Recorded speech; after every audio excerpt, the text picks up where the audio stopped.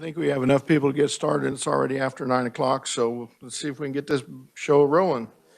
Good morning. Welcome to the Energy and Utilities and Telecommunications Committee for today, February 25th.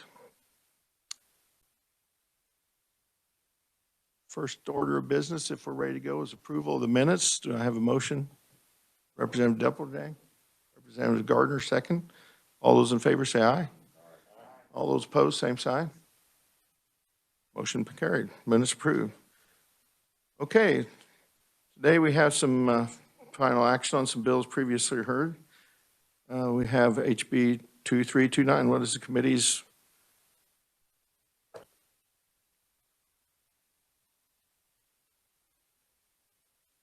that a motion by Representative Schreiber? Is there a second? Okay, any discussion on the bill? Advisor, Nick, would you like to give us, this will be final action on 2329. Nick, would you like to give us a cover on that? Yeah, certainly, Mr. Chair. So Nick Myers with the Revisor's Office. Committee House Bill 2329 would amend two statutes relating to pipeline safety rules and regulations and penalties that may be assessed by the KCC for violations. The bill would add that operators of gathering lines, as defined in a federal regulation, would be subject to the pipeline safety regulations, and it would remove a provision excluding certain activities relating to farming and oil and gas production. It would also increase the penalties, I think, as you heard in testimony, to more closely match federally provided penalties. And that's I'll stop there and answer any questions, Mr. Chair. Anybody have any questions for Nick? Seeing none. Any amendments to this bill? Seeing none, we'll move forward to approve. Any discussion? Seeing no discussion? Is there a motion to move this out favorably for Representative Schreiber? Thank you, Mr. Chairman. I move that we move House Bill 2329 favorably. Any discussion? I have a second. Second. Excuse me, someone say something? Representative Clark? Second. Or, Smith?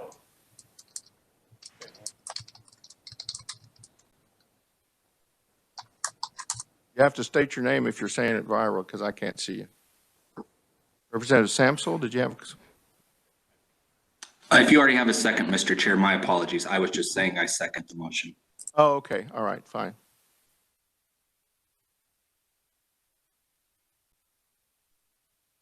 Annie, did you have a question? Representative Keither, I mean?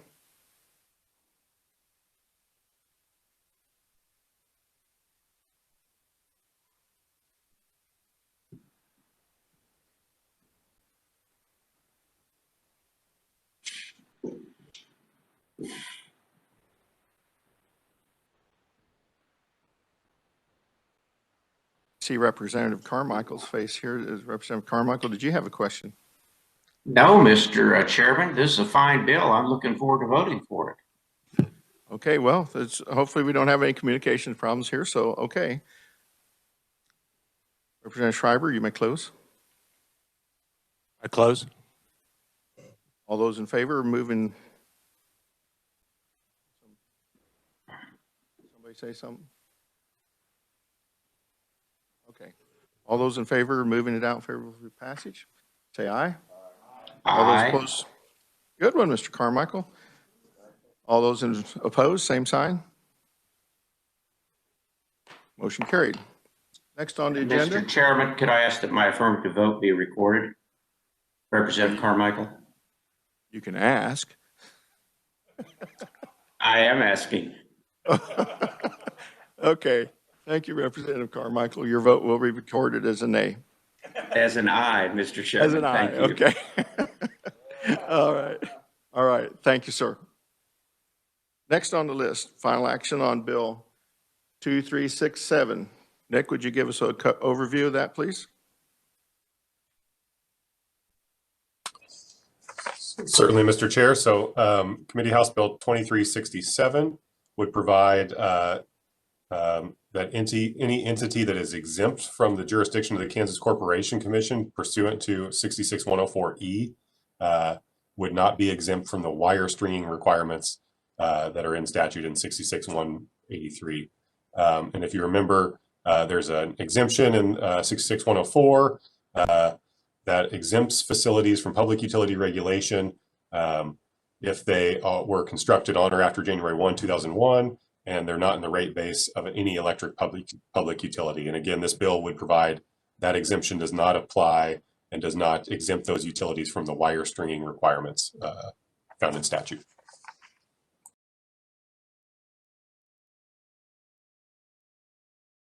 Any questions for Nick? Representative Keither?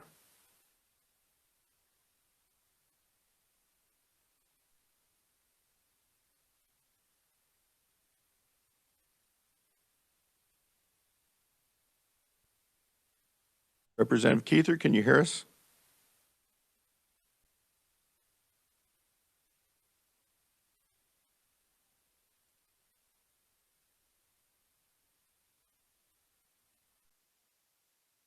Since we lost contact, I guess we'll move on.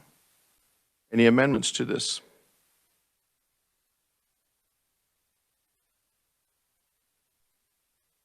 Last call for any amendments to this? And if you're viral or virtual or whatever you want to call it, and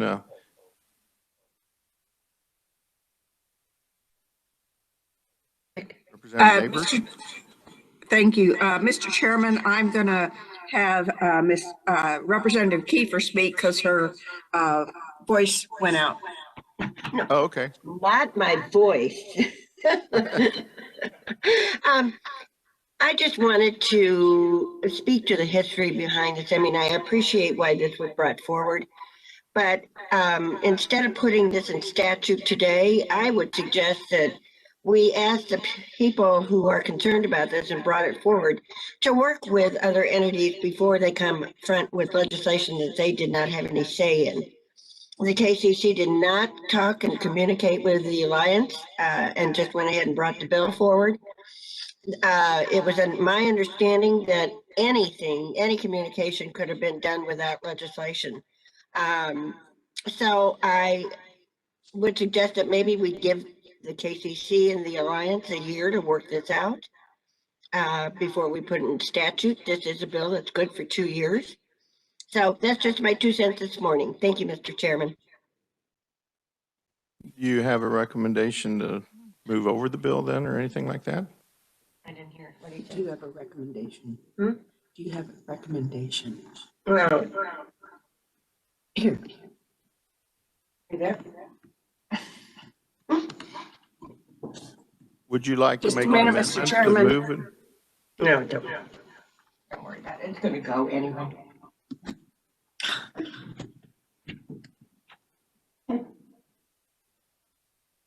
Representative Gartner? Well, just following up, thank you, Mr. Chairman, on Representative Keither's point. I'm back. I guess, can I ask why this bill was brought forward without discussion with the entities involved? May I? I would guess that they had their opportunity when we had the hearing on it to come forward if they had questions. Be my just, and anybody else care to address that? Nick, would you have any questions on that? Or answers for that? No, I don't, Mr. Chairman. I think you would have to inquire with the parties involved. I don't think we can do that at this point during the working stage. That would have been during the hearing stage if they had questions and wanted to present on it, wouldn't it? I guess we can vote the bill down. I mean, I don't know. There's kind of unusual procedure here when we're working a bill to have questions about how it was done, so. Well, Mr. Chairman, there might be another option would be to make a motion to table the bill until. That's why I asked Annie if she wanted to. Well, I'm just thinking maybe that's an option. If we're uncomfortable and want more information, we could do that. But Good. Someone has to make the motion, not me. I understand that. Would you like to make that motion? No, I think I'm going to pass. Is there a motion to table the bill? Mr. Chairman, here's Annie. Okay. Oh, boy, this is nuts. Mr. Chairman, we could table the bill, or we could just not take any action, and it will be remain in committee. I mean, as far as not taking any action, not have a vote on it? I'm sorry. You'd As rather far have as- a vote on it one way or the other? Well, that's why I was asking for Nick what we can do at this point. You know, we either have to have a motion to table it or to work it, I believe, and either pass it forward or pass it down. Nick, can you help me with that question? Yeah, Mr. Chair, it's the will of the committee. You could table it, you could take action on it, or you could not take action on it and let it sit.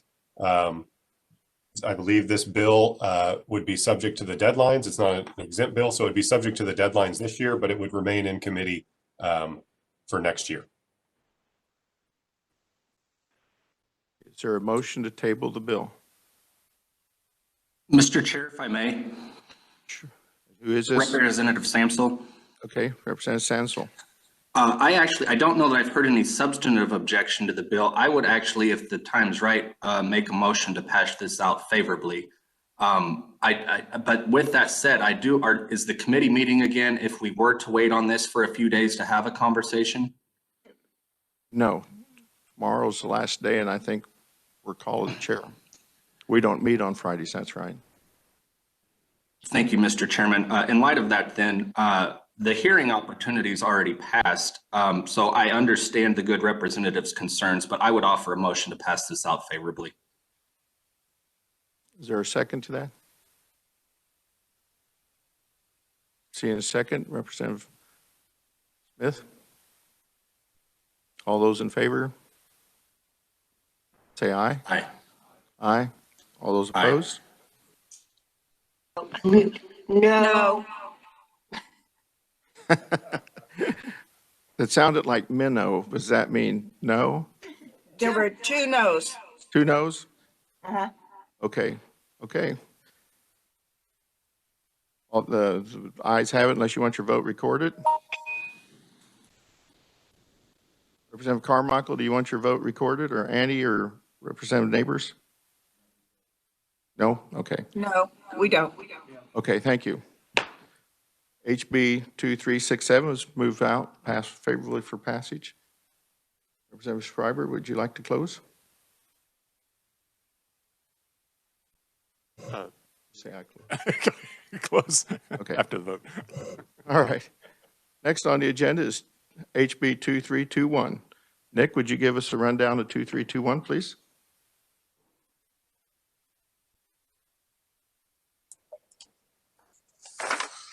Certainly, Mr. Chair.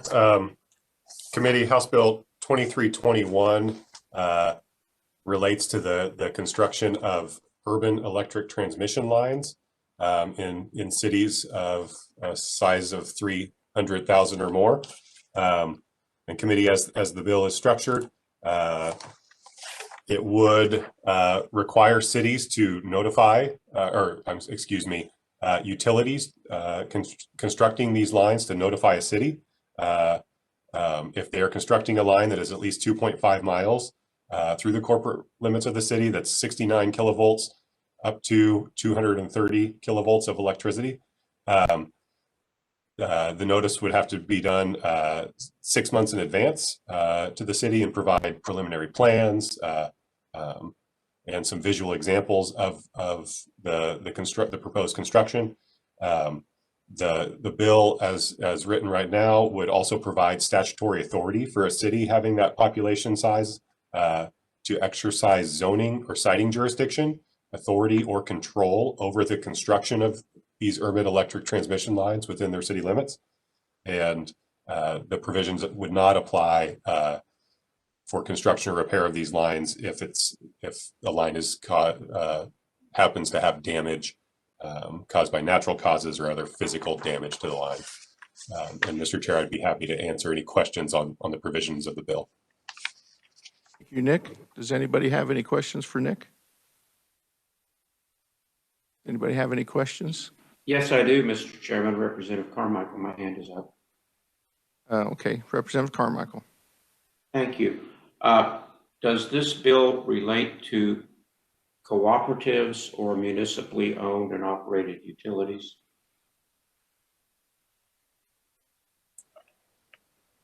I'm sorry, hold on just a second. We're having technical difficulty here.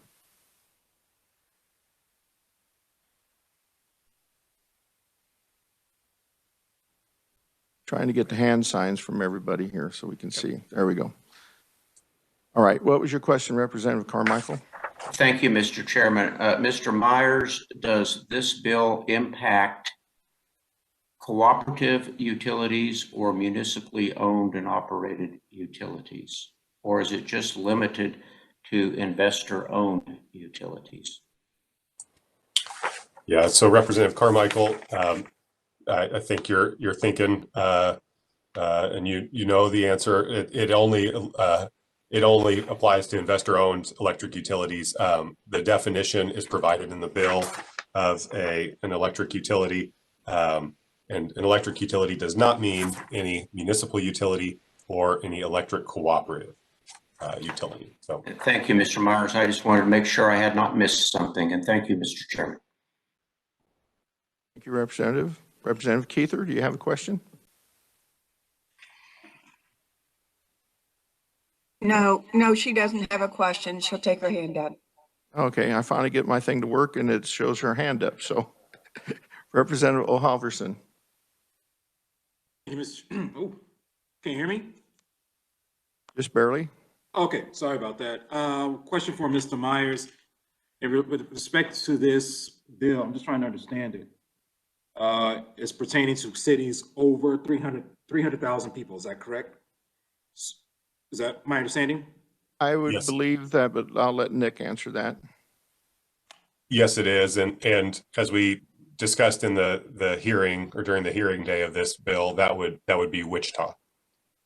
Okay, so my question is, if there is lines that are going to be constructed, say for instance, from Wichita outside of city limits, say maybe north, south, anywhere, any city that is under 300,000, this particular utility company doesn't necessarily have to notify that city it's going into. Is that correct? Say for instance, if it's going from Wichita into Park City.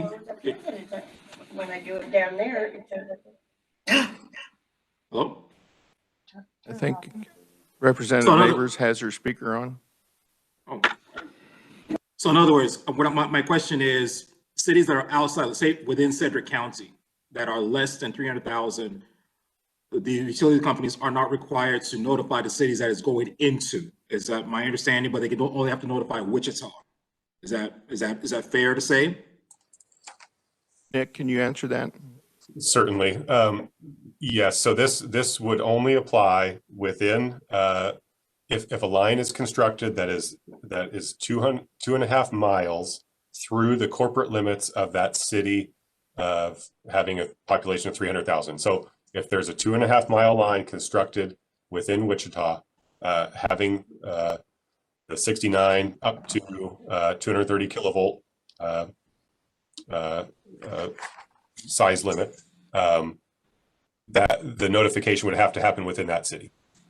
This does not apply to any other cities below that population size of 300,000. Okay. Thank you, Mr. Chairman. Did that answer your question, sir? Yes, sir. Yes, sir. Thank you very much. You forgot to mention my district on the west side of Wichita. Representative Berkowitz.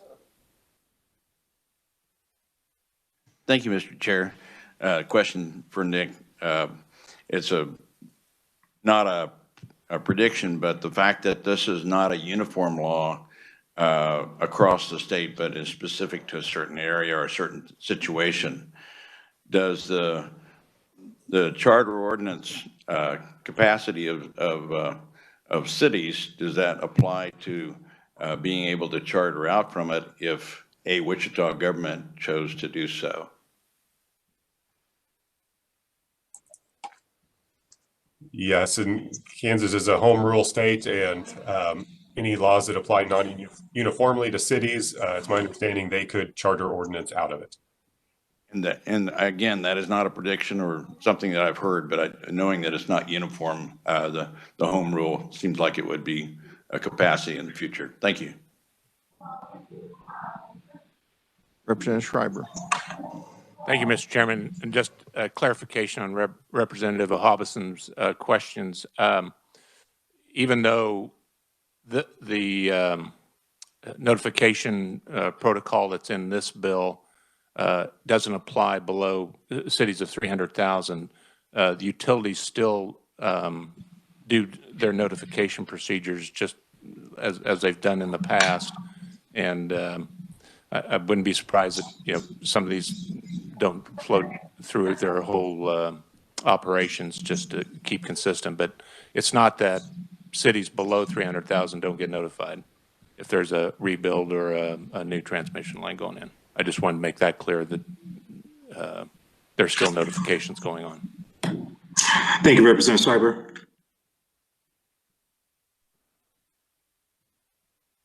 Did that answer your question, Representative Halverson?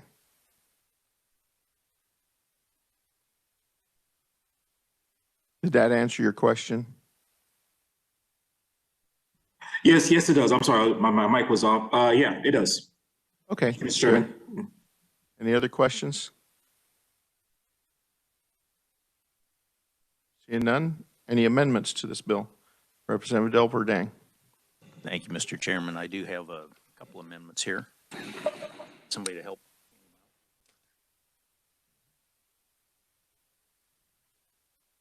Would you care to explain your amendment? I'll go through the amendment while they're being passed out. Thank you. First one here, and I'll start it off with this is a negotiated compromise between some parties involved here, including the one that brought this bill originally. But it adds some language to provide notice to the proposed construction of landowners and tenants of records within 660 foot of the center line of any easements, and to the governing body of the city and the state corporation commission.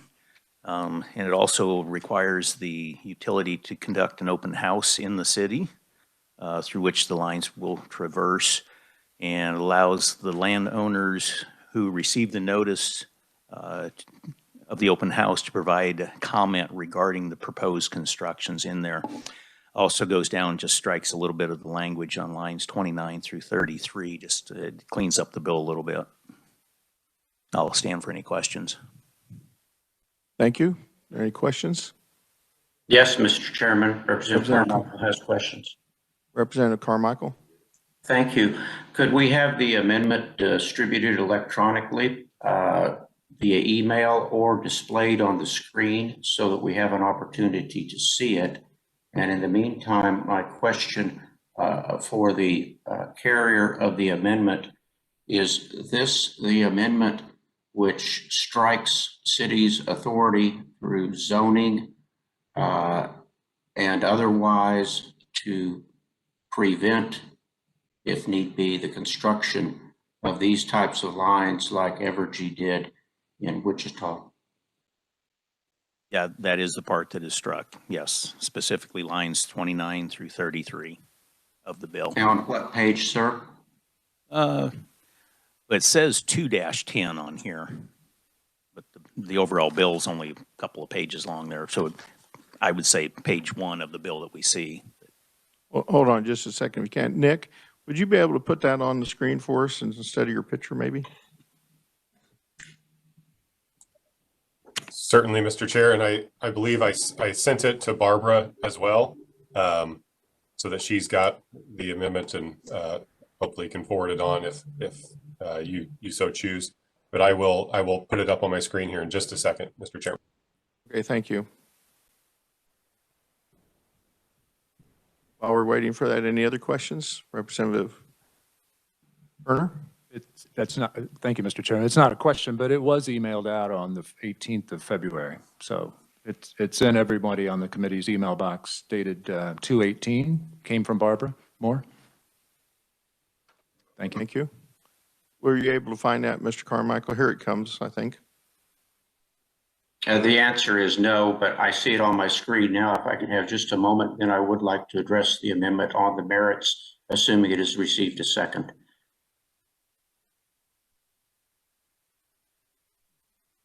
Is there a second? There's a second. A second? I second it. By Representative Berkowitz. Any discussion on the amendment? I do have discussion at your convenience, Mr. Chairman. We're all waiting for you, Representative Carmichael. Thank you, Mr. Chairman. Putting this amendment on the bill makes the bill not worth passing. This amendment substitutes an open house for citing authority by the municipality and its zoning commission. It also strikes the $300,000 or 300,000 population limitation as well. Here's the sad situation. Evergy is not KG&E. Evergy is controlled in part by a company called Elliott Management. Elliott Management has made it very clear that they want to improve shareholder return on investment, or they want the company sold or merged. And it is not the fault of the people that we see in this building who are good folks from Evergy, that what occurred in Representative Finney's district and what could occur in your district tomorrow is happening. But please understand, if we take away the citing authority of the governing body, which is provided for in the original bill, whether you represent Topeka in the Oakland area or whether you're from Emporia, there is no prohibition under Kansas law to keep Evergy from doing the same thing to your neighborhood that they did to Representative Finney's neighborhood. Now, I have heard statements by Evergy's representative at the time this bill was heard that the KCC somehow retains some type of citing authority. But as we heard from the engineer from the KCC, that is not the case. The only tangential relationship between the KCC and the citing of these lines is that theoretically, if the utility built a line that was unnecessary, then the cost of that line might not be allowed to be placed in Evergy's rate base. But if this amendment is put on this bill, Evergy has the right of eminent domain, and the city cannot stop it, and the KCC cannot stop it. That means that they can put a pole in your front yard, a tower 105 foot tall, and pay you for the diminution to your property value and the use of your land under the eminent domain laws. But if you live next door, you get nothing. If you live across the street, you get nothing. And your property value declines precipitously because nobody in their right mind would pay full value to live next door to a 105 foot power pole or to look out their front window across the street. This is an important matter of individual property rights, and it's a matter of local control. This amendment is bad. The bill is good, but if this amendment is put on, we are substituting an open house hosted by Evergy, where a KCC member will be present but can't do anything about it, for the power of local government to tell Evergy no. So I cannot support this amendment, Mr. Chair, and I appreciate the committee listening to my thoughts this morning. Thank you, sir. Representative Carmichael. Representative Keither, your hand is up.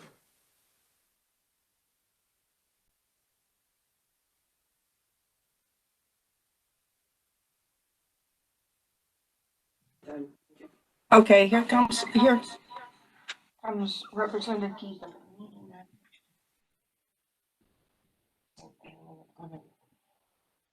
Thank you, Mr. Chairman. I really didn't want to get in the middle of this bill. This is something that has been agreed upon between Evergy and the local representative. But I have to agree with Representative Carmichael.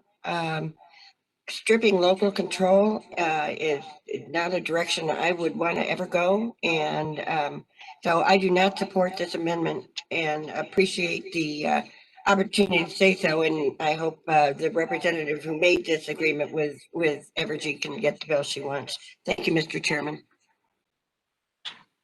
Thank you. Any other questions or comments on this amendment? Representative Schreiber. Thank you, Mr. Chairman. Yeah, okay, sorry. Yeah, I just speak to the amendment itself. You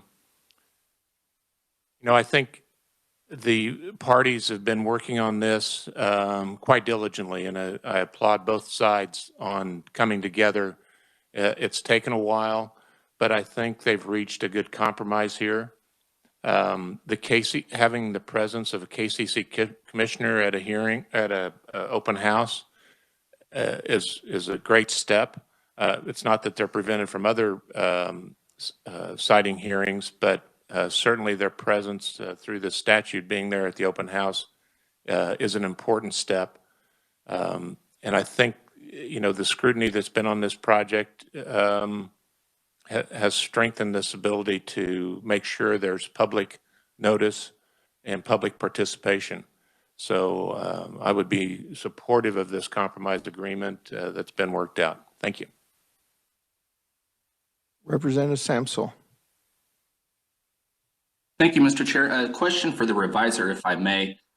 Nick, can you help me understand the comments were made about local control and what, if anything, it is stripping here? I understand the good representative's comments. I'm trying to make sure I fully understand that, though.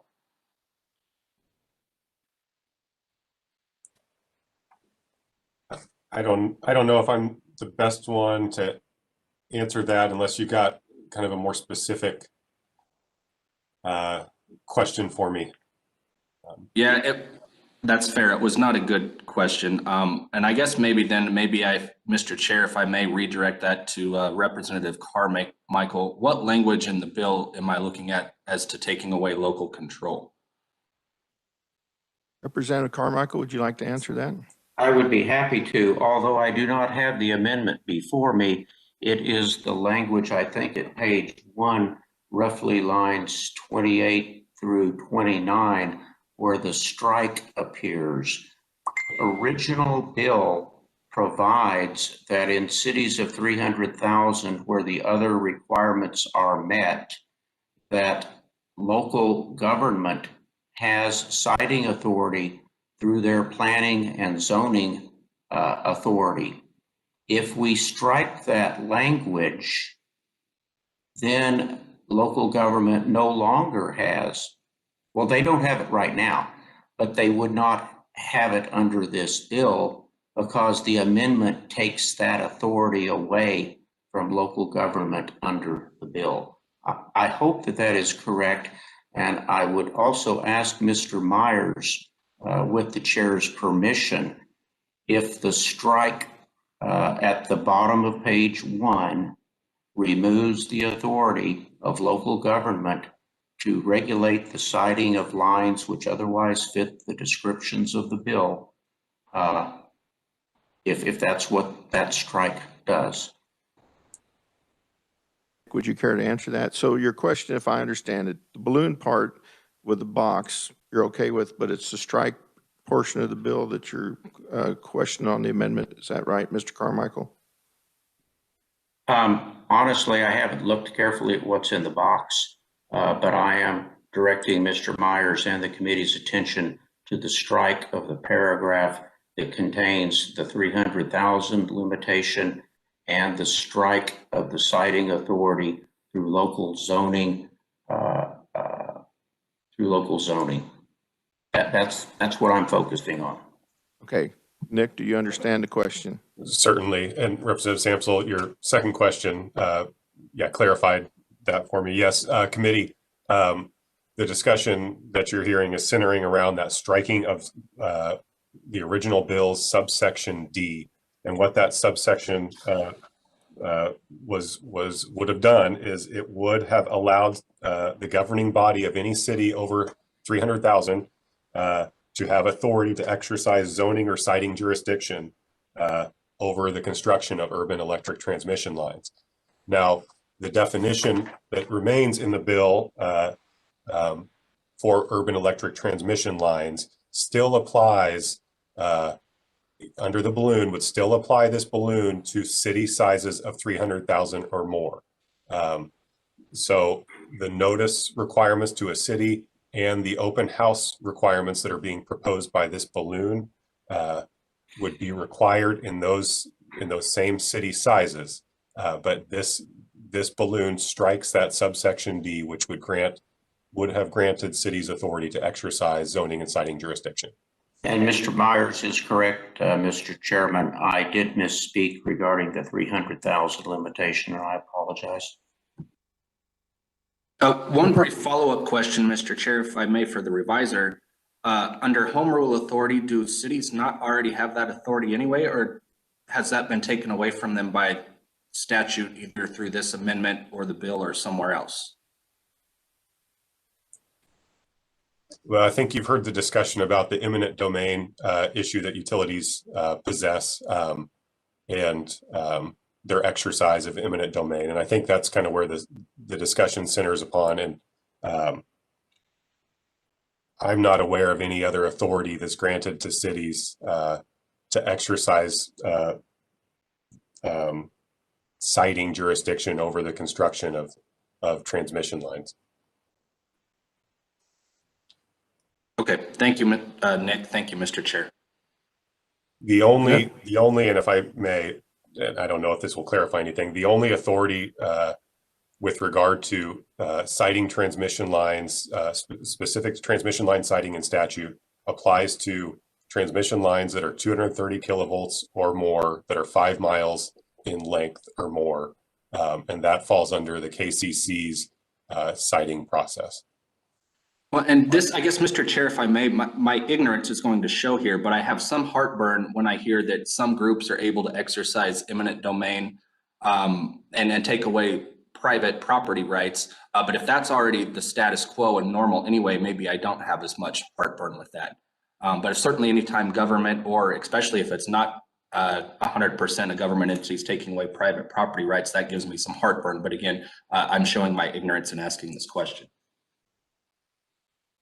Is that anything, Nick? I know we've put you on the spot a lot this morning, but is that something that they already have before we got into this bill? Did cities already have that authority? Is that the question? Well, and I think it's not even the city that's doing it here, right, for the exercise of eminent domain? Oh, I see. The utility? Correct. Yes, that's a statute that's been around for a long, long time. Thank you. That helps. Representative Schreiber. Yeah, this might be a little redundant from what Nick just told you, Representative Samsel, but the KCC has had that authority, the siting authority for transmission lines throughout the state, 230 of them and above, and more than 5 miles in length. And all public utilities are provided through the KCC the right of eminent domain wherever their territory is. So just wanted to clarify that. Thank you. Thank you. That is helpful. And I guess I could be wrong, but it seems to alleviate some of my concern that we're really taking away something. It seems like maybe it never existed, so but for the amendment. So that's very helpful. Thank you. Thank you. Any other questions on this amendment? Mr. Chairman, with your leave, an additional question for the reviser. Sure. Thank you, Mr. Chairman. Mr. Myers, as I understand it, under present law, the for-profit private utility has the right of eminent domain in cities irrespective of their size and irrespective of the length of a line or the capacity of a line. However, as I understand it, the original bill would restrict that right in cities of 300,000 lines of 2.5 miles or less, voltages between, I think it's 64 and 230 kV, which means the original bill would allow a city to say, to, in essence, prevent the private for-profit utility from using their eminent domain power in those circumstances. But if we put the amendment on this bill, as I understand it, Mr. Myers, the law will remain the same in Kansas, meaning that the private utility can put the pole in my neighbor's front yard and the city can't do anything to stop it. Do I understand that correctly? So 26-101, KSA 26-101 provides that eminent domain authority to corporations holding a certificate of convenience issued by the State Corporation Commission. That would remain. This provision would, under the amendment, would go away. That was attempting, or was an attempt, I guess, or under the bill, would have granted cities with authority to exercise zoning and citing jurisdiction. And I think that's about all I can add there. I appreciate the position the revisor is in, and I do appreciate the revisor's good advice, Mr. Chairman. Thank you. Representative Turner. Thank you, Mr. Chairman. I was just going to give comment to the thought that this amendment takes any power away from this original bill. The original bill, as written, as has been acknowledged, would put the city into the role of regulator with veto authority, which would be a new power, and I think one that would be ill-advised. But to me, this remaining with this amendment reflects the lessons learned from this experience. It ramps up transparency. It defines who the impacted populations are for notification and involvement in the process. And as has been said by Representative Schreiber, this was agreed on or agreed to by both parties. And I think it's a reasonable measure as amended, and I support it as amended. Thank you. Thank you. One last scan for any other hands. Seeing none, Representative Delperdang. Thank you, Mr. Chairman. And I will just point out again, for the benefit of those that cannot see this, but on page 2, urban electric transmission lines mean any line or extension that is at least 2.5 miles in length, traverses at least 2.5 contiguous miles through corporate limits of a city having a population of 300,000 or more, and then it gets into the voltages. So it does mention some of that, but I appreciate the discussion, and with that, I move my amendment. Motion's been moved. All those in favor say aye. Aye. All those opposed, same sign. No. Would you like your votes recorded? Mr. Chairman, Representative Carmichael would like his no vote recorded in the minutes of this meeting. Thank you. Representative Gardner also. Okay, amendment passed. Back on the bill. Is there any other additional amendments? Representative Delperdang. Thank you, Mr. Chairman. I do have one more amendment. Enlist your help to pass it out again. If we hand these out, would you care to explain it? Or you want Nick to explain it? This is a quite a bit shorter one.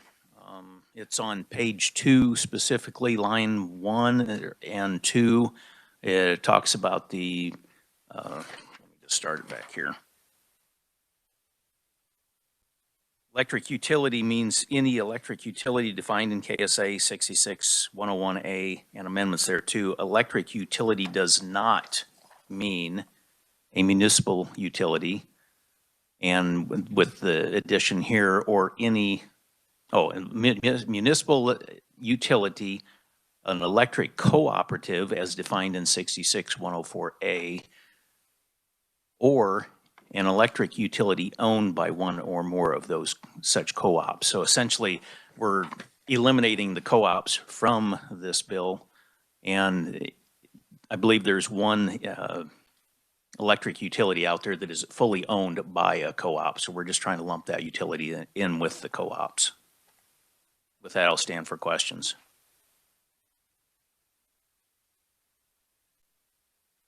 There's a second. Representative Gardner seconded. Okay, discussion on the amendment. Any questions? Mr. Chairman. Representative Carmichael. Thank you, Mr. Chairman. Despite the fact that I cannot now support the principal bill as amended, this is a good amendment, and I urge its adoption. Thank you, Mr. Chair. Any other questions? Last call for any other questions. Any, Representative Keither.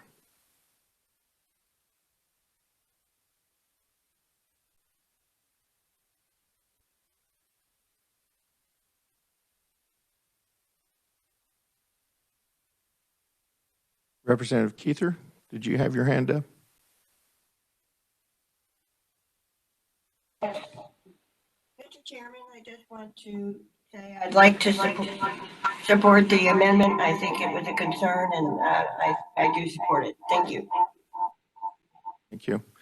If you would like to, maybe if it'd be save you some steps, you could use Representative Neighbor's hand, and it might make it easier for you to get there if we could call you. Yeah. Okay, any other discussion on I'm the sorry, amendment? that was Representative Kiefer using my sound. Right. Oh, I just, when we look at who's got their hands up, it's, since she has to run maybe to her computer to put it on, I'm just saying, if she uses your hand up, then we can recognize either one of you without having to, she can stay in your office with you. Okay, back on the amendment. Is there any other questions on the Representative Depledang? You can close. Thank you, Mr. Chairman. It's a pretty simple amendment. I don't know if it needs much more explanation, but I move my amendment. All those in favor of moving the amendment as presented, say aye. Aye. Aye.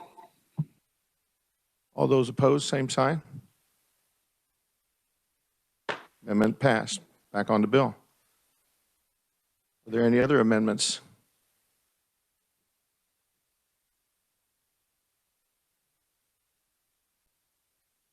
Seeing none? Any other discussion on the bill? Representative Schreiber, you may close. I close. All those in favorably passing HB 2321 out as amended, say aye. All those opposed? No, I'm sorry. I apologize. You already got it Sorry. recorded. It's already recorded. I'm just in such a good mood today. I want to vote for it, but I can't. Okay, so is this an aye? This is an aye vote right now. All those in favor say aye. All those opposed, same sign? No. Aye or no?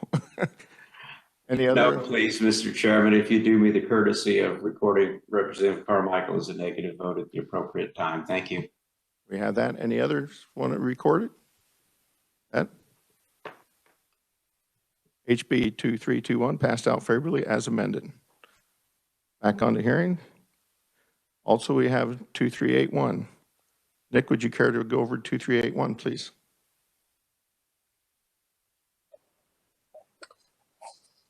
Certainly, Mr. Chair, and this one is probably the most recent bill on the committee's mind. This is the establishment of the State Energy Plan Task Force. In committee, I'm not going to go through all the members or anything like that, but it requires the task force to develop a state energy plan and develop recommendations for the implementation and continued short-term and long-term viability of the plan.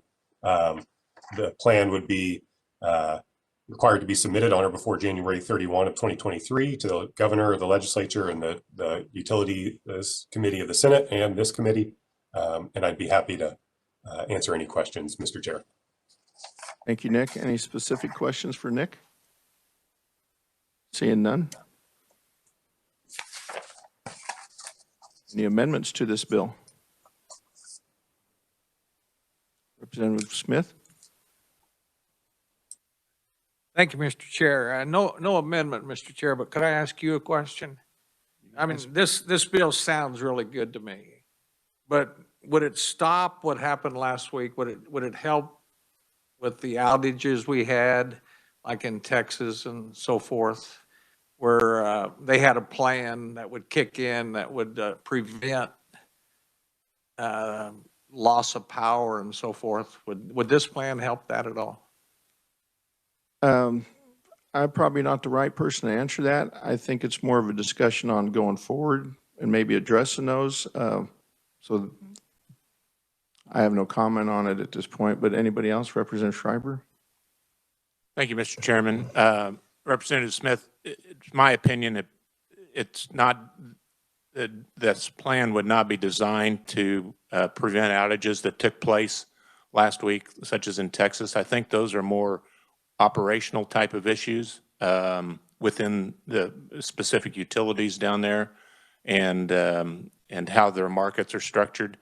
This plan doesn't get into the particular operations of each utility or the power markets in that state. So I can't say it wouldn't help at all, but I think it would certainly. I think it's more the utilities or the marketers' perspective as far as how that gets helped, and the federal regulators and so forth. But hopefully that provides a little bit of an answer to you. Thank you, Mr. Chair. Representative Berkowitz. Yes, question, if I might, to Representative Schreiber as well. In your opinion, sir, does the plan give us a focused direction towards a certain type of energy plan, or is it more generic to providing an energy plan? Does it focus towards new energy sources, or is it focused towards having an overall plan? Overall plan, I answer more like an overall plan, but as I mentioned, I think in my testimony, or maybe someone did, the new technologies that are coming on the market, that's something to explore too, to bring into Kansas so that we can attract new capital, new companies, and that sort of thing, and maintain the ones we have here. It's not excluding anyone, and I think you can see that by the membership on the committee, on the task force.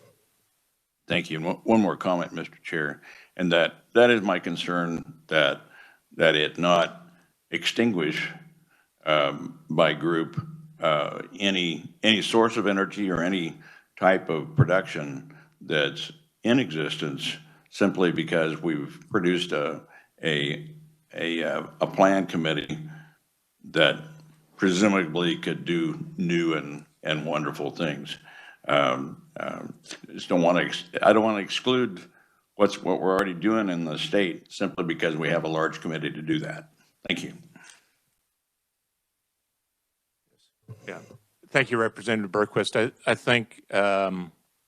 think we've heard in this committee before that probably every energy source has advantages and disadvantages, and I think Kansas has done a good job over the years having diverse resources to generate their power, and I think we should keep along that path. Diversity, I think, provides some strength. Thank you. Thank you, Mr. Chair, and thank you, Representative. Representative Keither.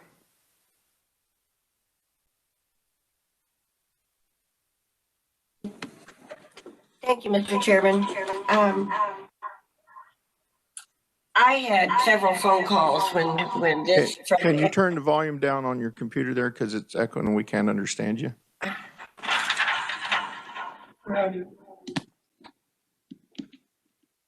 That better?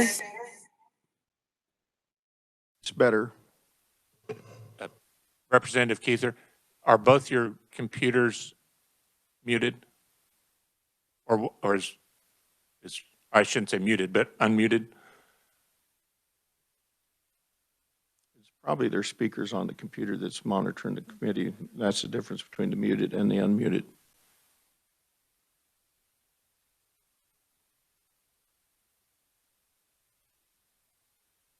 While we're figuring that out, Representative Mason, my favorite committee member. Thank you, Mr. Chairman. Just a comment, not a question. Just want to go on the record as saying I do not oppose for my district a long-term energy plan, but I do have a nagging fear and worry in the back of my mind that this could be a Trojan horse for the new Green Deal or Green New Deal, and that is not a direction I would want to see it go. Thank you for that comment. Representative Delperdang. Thank you, Mr. Chairman. I just wanted to expound on what the representative across from me and the previous one said. I think we, as a state and really as a power pool overall, need a comprehensive plan moving forward. But I would like to go on record, I'm just concerned with the possible makeup and stacking this task force in one direction versus another. I'd love to see it set up where it's truly neutral, composed of people that truly know the industry. And I'm not convinced that's the case. Thank you. Thank you. Representative Keither, are you ready to try it again?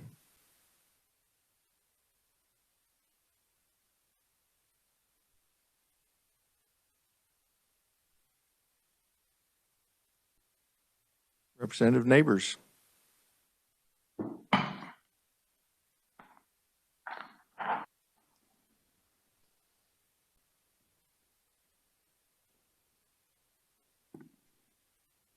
Okay, we're going to move on to Representative Carmichael, then come back to again.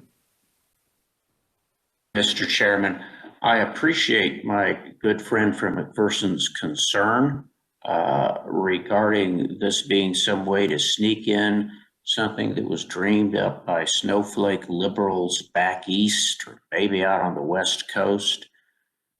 I don't think that's at all what we're doing here. What we're really trying to do is put Kansas on a competitive footing for capital investment with other states that do have a state energy plan. And I think we are also trying to develop a balanced energy plan. I know it may surprise some of you to hear this, but I think there's still room for fossil fuel in Kansas. Independent oil and gas production, for example, is a mainstay of our state economy. And yes, as time goes on, we will deplete those reserves of fossil fuel in Kansas. And by necessity, we will have to move to other fuel sources. But we want to be able to do that in a way that says Kansas, to borrow Sam Brownback's phrase, is open for business, for investment of capital in energy resources of all kinds, including fossil fuel. I also hope that we will realize that through a state energy plan and diversification of sources of energy, we may be able to avoid events in Kansas like we saw in the ERCOT grid in the independent Republic of Texas. So while I understand my good friend's concern that this might be an attempt by liberal democratic snowflakes to sneak something by, I don't think that's the intent. And I think if you look at the composition, there are so many folks from the energy industry that will be a part of this that it seems to me that that is something we should not be concerned about. Thank you, Mr. Chairman. I appreciate you entertaining my remarks. Mr. Carmichael. Representative Mason. Thank you, Mr. Chairman. I just want to send a shout out here to my small friend from Wichita and just say, he gets me. He really gets me.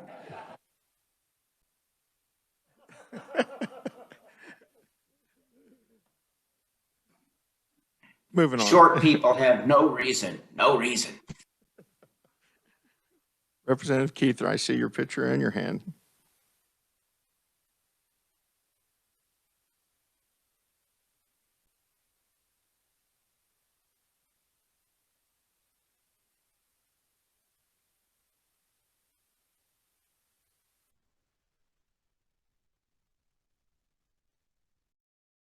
Representative Neighbors, did you have a separate question, or are you and Annie both trying to get it through?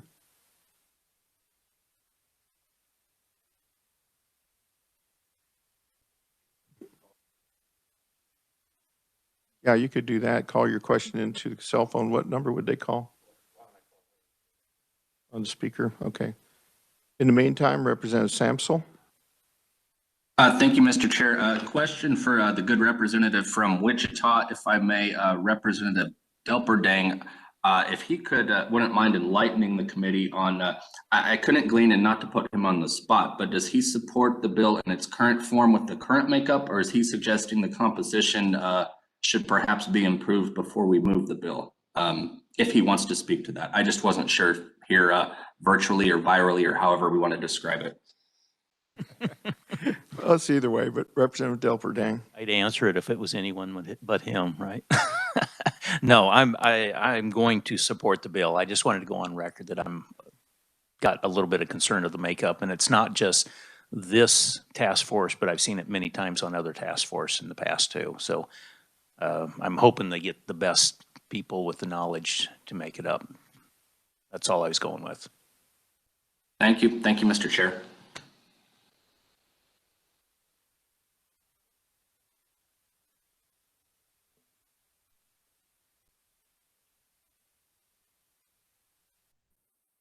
Okay, try this. Okay, now.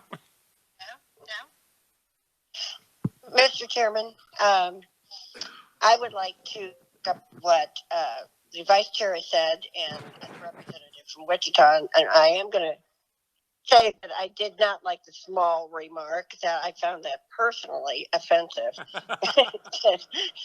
But, you know, I had a conversation with Ed Cross of Cuyahoga, who we all know, and he wanted to talk about the energy plan and how it was put together. And we had a lovely conversation, and he was at ease, and that we were going to be discussing and including all types of energy sources in the discussion, which we have to do because we have a lot of most everything.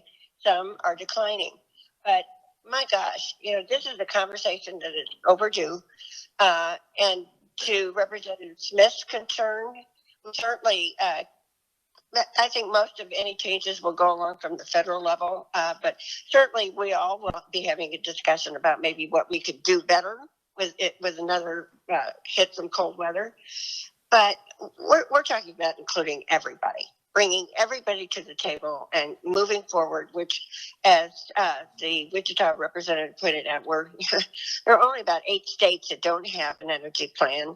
And to remind you that the study that we paid for through Senate Bill 69, the first recommendation it came out with was to create an energy plan and an office. So I think this is one way to march in the right direction, and I absolutely support this bill and ask that you do too. Thank you, Mr. Chairman. Thank you, Vice Chairman, for making it possible. Okay, is Representative Neighbors, or was you cooperative with Annie on that one? I think so. Her hand's down now. Okay. Any other discussion? Representative Schreiber, are there any amendments?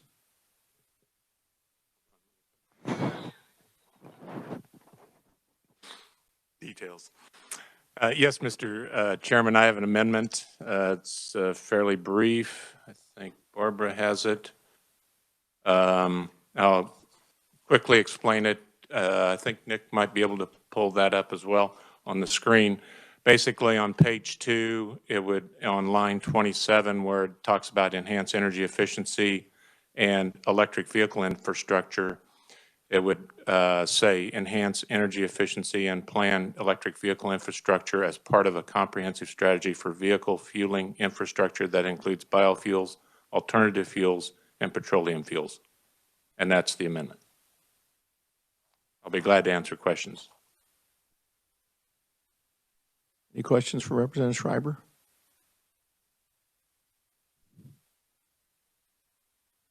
Representative Turner. Thank you, Mr. Chairman. It's not specific to that, but in that you're a sponsor of the overall bill, what's the actionable side of this? Once this comes, is it imposed on those entities that are responsible? So when we have a situation like we did recently, you know, we find a throat to choke, and it's not going to be the folks on this committee or the members of necessarily. So I'm just curious of that. Thank you. I'm sorry. So when this plan is developed, is it imposed on those that provide power, or how is it actionable is my question. Thank you. So it's basically going to be, or at least what I've seen in like Iowa, Missouri, and elsewhere, are a set of recommendations and strategies for the state energy office to pursue. They could do that by offering legislation during the legislative session.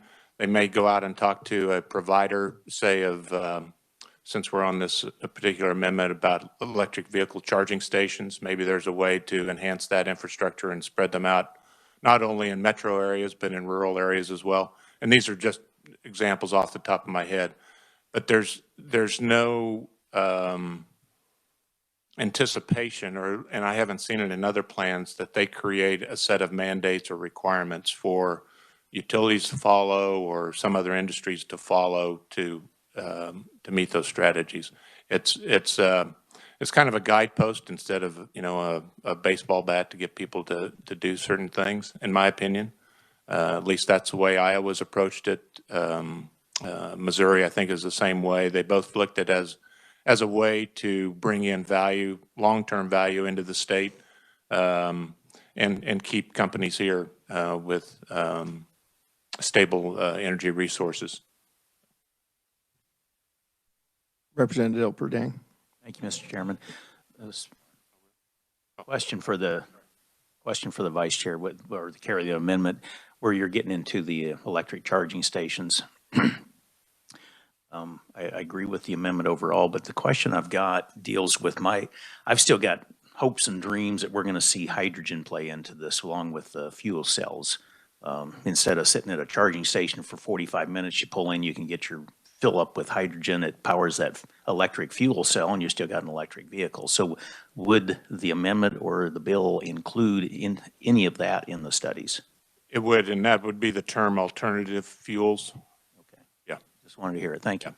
And this amendment, I think Mr. Stuckey referred to it in his testimony from Renew Kansas, the biofuels group here, but he also wanted to see a broad range and not just electric or just biofuels, but alternative fuels and petroleum-based fuels too. Yeah, okay. And I'm a little focused on the hydrogen because to my knowledge, that is the most plentiful fuel source we've got, not only on the planet, but out throughout the universe, really. And there's technology that they're testing now, and so it's and not just in the U.S. but in other countries too. I know in Germany that's kind of what they're banking on, not so much electric vehicles, but hydrogen. It's still an electric vehicle when it comes down to it. It's just powered by a fuel cell. Yeah. But yeah. Okay. Thank you. Power in the generator. Thank you. Representative Carmichael. Thank you, Mr. Chairman. To correct my good friend, Representative Perdang, the largest fuel source we have in Kansas is the hot air of certain short representatives from Wichita. Thank you, Mr. Chairman. Did you want that mark struck across the journal? Mr. Chairman, if I may, could I remind the fine? We'll try to be serious, but let's. I just wanted to remind the fine representative from Wichita that I am 6 foot, so I'm not included in that category. Okay. I was referring to the guy I see in the mirror. Any other comments on questions on the amendment? Second amendment? Okay. On the second now. All those in favor, say aye. All those opposed, same sign. Seeing none, Representative Schreiber, you may close. I close. Back on the bill. Are there any other amendments on this bill? Any discussion on this bill? I think it's,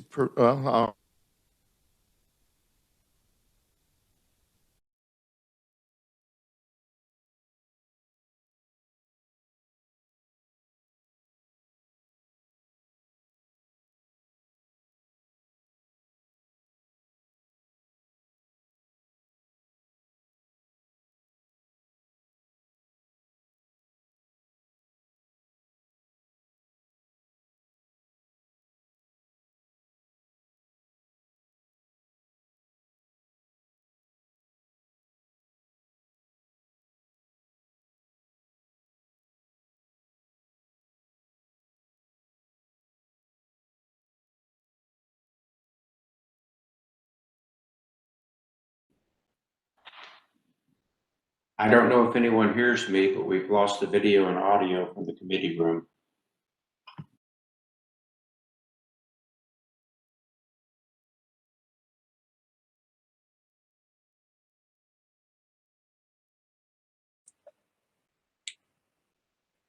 So for those of you online, I just notified the vice chair of the technical difficulties and we'll work on getting it back up.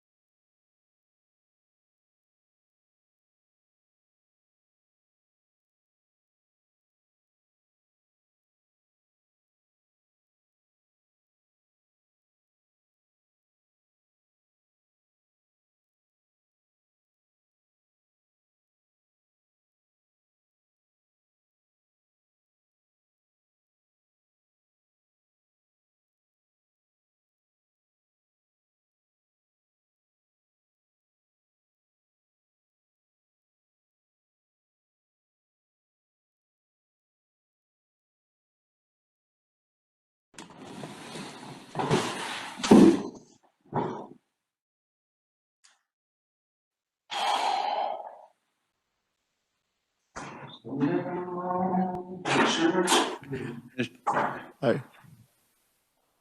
Representative Samsel? Yes. There we go. Are they coming back? We hear you and see you, Mr. Chairman. Good to see you again. Yes, as likewise, Representative Carmichael. Are we back on with the members of the committee that are online? Okay, Representative Schreiber, you may close on your bill. Thank you, Mr. Chairman, and thank you all for the discussion and questions. So I would move 2381 favorably for passage as amended. There's a motion on the floor. All those in favor say aye. Aye. All those opposed? All those opposed? You scare me when you do that, Carmichael. Aye, Mr. Chairman, aye. Okay, it's so loud. Anyway, all those opposed, same sign. Motion carried. Passing bill HB 2381, favorable for Would the passage out. chair please record my affirmative vote? As a nay? As an aye, Mr. Oh, Chairman. okay, just This is checking. good legislation, Mr. Chairman. Well, I'm not used to you voting in an aye favor sitting there. Thank you, Mr. Chairman. Come sign my gavel. Okay, we are adjourned till further notice.